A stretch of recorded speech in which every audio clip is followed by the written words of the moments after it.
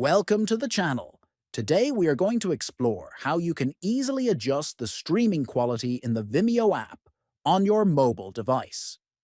If you want smoother playback or better video clarity, this guide will show you exactly how to make the changes quickly. First, open the Vimeo app on your smartphone. Once the app is open, tap on the profile icon at top right.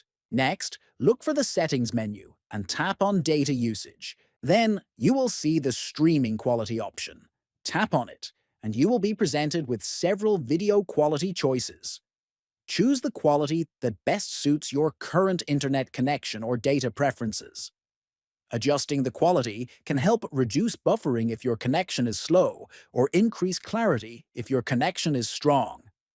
Finally, after selecting your preferred streaming quality, the app will automatically save your choice. You can now enjoy videos at the quality you selected without having to change it every time.